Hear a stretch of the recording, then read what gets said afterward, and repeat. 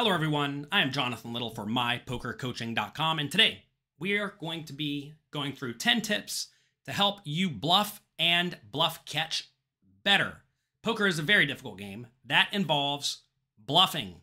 Sometimes you need to bet when you don't have the nuts. And it also involves bluff catching. Sometimes you need to call a bet when you don't have the nuts. And in this video, I'm going to give you 10 tips to help you do that a whole lot better. Tip number 1 is to choose the correct flop hands to bluff with. What a lot of players do wrong is they bet when they think they can't win the pot any other way. Or whenever they feel like it.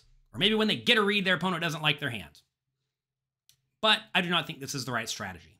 In my mind, the right strategy is to choose logical bluffing combinations.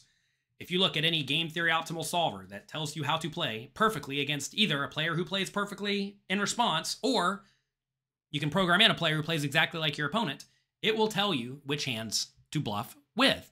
And the hands that make the most sense to bluff have one of the following two properties or both. Either they have excellent equity, meaning if you bet and get called, you can still win the pot some portion of the time. These are going to be with your draws, right? Like say you raise and your opponent calls and it comes 6-5-3. If you have 8-7 for an open-ended straight draw and 2 overcards, that is a really good hand to bet with, even though it only has 8 high at the moment. This is a semi-bluff. It's betting with a hand that cannot win at the showdown, but still has a lot of equity to improve. These hands love to bluff on the flop because they can get better hands to fold, like when you bet 8 high and your opponent folds jack high. That's a great success for you because if you checked it down, they would have won more often than not. And that's really good. If they call you, you can still win some portion of the time too, and you'll have a really good hand when you do win, like top pair or a straight. Also, you want to be bluffing with hands that have excellent blockers to the effective nut hands. These are going to be hands like the backdoor nut flush draw, so that say on the turn brings 2 to the flush, and you bet, and your opponent calls. On the river, brings 3 to that flush, and you're sitting there with the ace blocker to that backdoor flush. You know your opponent can't have the backdoor nut flush because you have the blocker in your hand, right? You have the ace. And that's a spot where you can apply a lot of aggression on the river, and, well, your opponent has to worry about you having all the backdoor flushes. And they're going to fold a lot. So excellent blockers are often very good to bluff as well. Blocking your opponent's effective nut hands either now or on the later betting rounds makes for good bluffs. Do not just bluff randomly, though, because you think you can't win any other way. Sometimes it's okay to lose, believe it or not. Next, you're also going to want to make a point to bluff on the turn when you get additional equity. When you bet the flop and get called, the best turns to continue bluffing on are those that increase your equity. Say you bet the flop with all the backdoor flush draws. Like say the flop is jack 6-3, hearts, clubbed, and diamond. Okay? If you bet the flop with 2 hearts, 2 clubs, or 2 diamonds, and the turn is, let's say, another diamond, you're going to want to continue bluffing with a lot of your hands containing 2 diamonds because you just increased your equity a lot. Because roughly 18% of the time, you're going to make a flush on the river when another diamond comes. When you don't have diamonds, though, when you have hearts or clubs, or spades if you had it, those are usually going to be the hands you do not want to bet with because now they don't have that extra 18% to make a very good hand on the river. They did not increase their equity. So you're going to keep betting with some of your bluffs on the turn, and you're going to give up with some of your bluffs on the turn. And when it does go check on the turn, if your opponent bets the river, you're just going to fold all of your garbage. But when they check on the river, now those backdoor busted draws that just have nothing, some of those are going to bluff on the river. You want to make sure you have bluffs in all of your ranges on all betting rounds based on how the hand could play out. And using this strategy of continuing to bluff when you have decent equity is usually going to be a pretty good play because when you do happen to get lucky and backdoor flush, well, now you're sitting there with a very good hand that your opponent's not going to suspect, and you can make a big bet and get paid off. Okay? The same goes for many backdoor draws, not just backdoor flush draws. If you have backdoor straight draws, if you bet with a backdoor straight draw like Queen Jack on, say, 8-7-3, and the turn's a 10 or a 9, it's a really good spot to keep betting because now you have a gut shot to the nuts plus 2 overcards. Sometimes you're going to make the nuts and you're going to be able to win a humongous pot. Sometimes you're going to river top pair, That's going to be good too. Sometimes you have queen high on the river, and you're going to need to bluff that too. So these are really, really good hands to keep bluffing. But if you do bet the flop of queen jack on 8-7-3 and the turn's not a queen jack 10 or 9, it's okay to give up. Next, you want to be willing to triple barrel. You need to be willing to bet the flop and the turn and the river, assuming you want to have value bets on the river. And in most scenarios, if you do bet the flop and the turn, you're doing that with a range of your best made hands and some bluffs.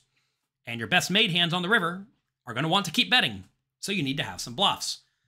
The best bluffs to bet with on the river are going to block your opponent's auto calls. These are hands that will literally never fold to a bet.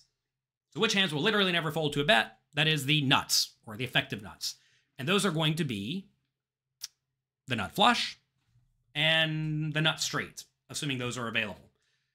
For example, say there are 3 spades on the flop and you bet and your opponent calls. On the turn, if they check and you bet and they call again. On the river, if they check and you have the ace of that 3 flush on the flop, that's a pretty good card to continue bluffing with on the river because you know they cannot have the nut flush, which takes away a lot of their auto calls, right? Same thing goes for second nut flush. However, if you have like the 2 of that suit, it's not all that relevant because they probably don't play a whole lot of hands containing a 2 normally before the flop to begin with. And the 2 only really blocks ace 2 suited and maybe king 2 suited for the flush.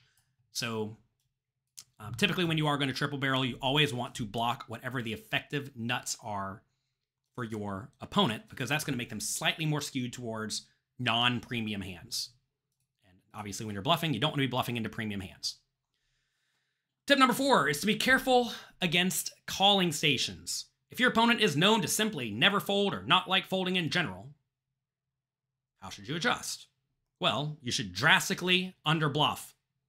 There's no point in trying to make someone fold when they plan to call down with any pair. And that's going to be very true when all of the logical draws miss. A lot of these calling station-y players can look at the board and see the straight draw and flush draw missed. And when that happens, they're not folding. So don't try to make them fold. You may even have a really good bluffing candidate. One that, you know, it makes a whole lot of sense. And I would tell you, it does not matter.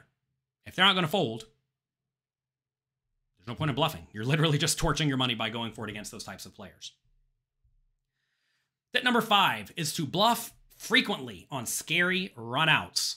When the board run out such that the best flop hands your opponent can have are now way worse on the turn and or river, you should usually keep bluffing. This is usually going to be when the turn puts up a 3 straight and a 3 flush, or when the river brings a 3 straight and a 3 flush, because then hands like pocket aces go way down in value. And if the best hands your opponent can have is pocket aces, well, then they have all kind of marginal hands.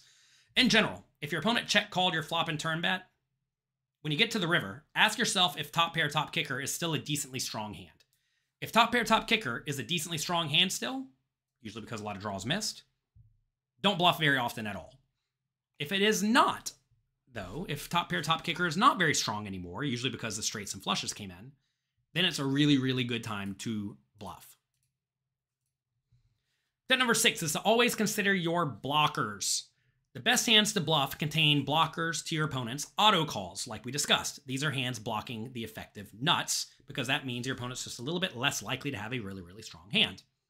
The worst hands to bluff with, though, contains blockers to your opponent's auto folds. So what is an auto fold? Well, this is usually going to be stuff like a random ace, king, or top end of the busted straight draw. Because these are hands that your opponents will perhaps call a flop or turn bet with, but then fold on the river. And if you have those random cards like that, that you want them to have, it makes it a little bit more likely they have an effective nut hand, right? Or a medium strength hand that's not going to fold. So you do not want to block hands that they will automatically fold with. Whenever you have those hands, it's really, really, really bad for you to bluff, and you should be way more inclined to give up. So when you block the nuts, be way more inclined to bluff. When you block the garbage, or the hands that would call the flop and turn and then logically fold the river, you should be way less inclined to bluff. Now let's talk about bluff catching. For tip number 7, you should bluff catch in good spots. And the best spot to bluff catch is when a lot of logical draws fail to complete. This is when the flop has a flush draw and a straight draw and it just completely bricks off. Say the flop comes 8 of hearts, 7 of hearts, 2 of clubs, 2 of spades, 3 of diamonds. 8, 7, 2, 2, 3. With a flush draw.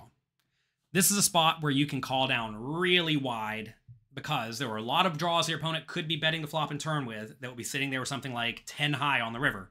And most people who have any idea of how to play poker, I'm getting choked up on that one. If they're sitting there on the river with 10 high, they're going to bluff. And therefore, you should feel very inclined to call, perhaps with hands as wide as like king high. That said, when there are no potential logical draws, like on king 7, 2, 3, 9, well, now we should be way more inclined to overfold to a flop and turn and river bet, a triple barrel, because a lot of players won't find very many hands to bet with on the turn, and that will then feel inclined to bet on the river. Now, if it is king 7, 2, 3, sure, they could have 5, 4, or maybe ace 4 or ace 5, but besides that, there's not a whole lot of other hands. Plus, your opponent has to worry about you just be sitting there with a king or any other pair that's just never going to fold because the board is pretty clean for a king or any other pair. So in those spots, if anything, you want to be looking to overfold. And I will say, exploitatively against most people in small and medium stakes games, you should be inclined to overfold because most people do not bluff often enough unless there's just a ton of potential bluffs, like I said, when both the straight and flush draw miss. Tip number 8 is to call down with the correct hands. The best hands to bluff catch with unblock your opponent's busted draws. Essentially, you do not want to have a card in your hand that would be a logical hand for your opponent to bluff with. Say the flop comes 8, 7, 2, for example. What are logical bluffs that would bet the flop and the turn and the river? The first one that comes to mind for me is 6, 5. 8, 7, 2. If they have 6, 5, they have 8, 7, 6, 5, right? They'll bet the flop, we call, they bet the turn, we'll call. And on the river, if we check and they're sitting there with 6 high, they're going to feel pretty inclined to bluff. So that means I don't want to have a hand like pocket 6s to call on the river. In fact, I'd probably rather have a hand like ace king than pocket 6s in this scenario because I really want them to have 6, 5 or 9, 6. Right? Both of which would feel very inclined to bluff, or 6, 4, right? So in that spot, you really, really, really don't want to have a 6 in your hand to call on the river. As another example, if a flush draw misses, a terrible hand to call down with would be the busted second nut flush draw. Because you may be thinking, oh, the flush draw is missed, they'll feel inclined to bluff if they have the queen high flush or worse, but I'm going to call with the busted king high flush draw. But no, no, no, no, no. Having the busted king high flush draw takes away the king high busted flushes that they, would naturally have, but also your kicker for the other king high, the other card is going to block some of their flush draws as well. So that's not a spot to call down at all. You'd much rather call without 2 to the suit that missed, because then they're more likely to have the busted flush draw. Next, do not overfold on connected boards. Kind of like we just discussed. When the board contains straight draws, there are often lots of potential draws that your opponent could have that would feel inclined to apply aggression. And when that is the case, look to call down with hands that beat all the busted draws, especially when you have any additional equity on the flop or the turn, like strong overcards or backdoor flush draw yourself. Anytime there's a 2 to a straight on the flop and the other card's kind of a blank, that's a good time to call down. And this is usually when you hear about some of the top pros saying, I called down with queen high and it was good. Usually the board was something like 7, 6, 2, because the opponent's gonna have a lot of 9, 8, 10, 8, 10, 9, and then the low end of the straight. And against that, queen high is actually pretty good. Of course, you have to have a good read that your opponent's bluffing, and you have to have a good read that your opponent won't bluff with random king highs for no good reason. But that is the time that you hear people calling down with stuff like queen high correctly. Finally, you're gonna wanna make a point to call down wide against maniacs. If your opponent loves to bluff, look to bluff catch really wide. Now, this does not mean you should automatically call down with stuff like queen high whenever you feel like it. You'd still need a good reason to call down, and you still need to fare well enough against the opponent's bluffing ranges. So if you think your opponent's going to bluff with king high and worse every single time, well, calling down with queen high or jack high makes literally no sense. Also, all boards are not the same. If the board contains 3 to a straight or 4 to a straight, You don't really want to call down with ace high on that board because your opponent could just like randomly have a lot of straights or junky pairs that they decide to bluff with, and you're going to lose. But if the board's very uncoordinated, then ace high is probably pretty good. Also, some Maniacs will regularly turn hands like bottom pair into a bluff. And if you look at the game theory optimal strategy, that actually does happen some portion of the time if the opponent's playing perfectly. Because when you bet bottom pair on the flop and get called, you have 5 outs to improve to trips or 2 pair. If your opponent checks on a scary turn, it's a pretty good hand to bet again because you'll randomly make 2 pair trips and win on the river. So you bet, your opponent calls. If the river brings another scary card, your opponent checks. Bottom pair's no good, but it blocks your opponent's sets that are auto calls and 2 pair that are likely auto calls. So your hand's almost never good at the river, and it blocks your opponent's auto calls, so it becomes a pretty good bluffing hand, right? So bottom pair, junky kicker, very often does end up being a good triple barreling hand. And if bottom pair should be triple barreling, well, now ace high gets way worse, right? Because it actually loses to some of the bluffs. So always consider your opponent's tendencies and which hands they will use as bluffs. But in general, if your opponent likes to bluff, don't be afraid to call. That's it for today. I hope you enjoyed these 10 tips on bluffing and bluff catching. If you did, click the like and subscribe button down below. I'm sure you have a friend who is really, really bad at bluffing, or a friend that literally never calls on the river unless they have the nuts. Share this video with them. They will be forever grateful, and they'll love both you and me. Good luck in your games. Have fun, and I'll talk to you next time.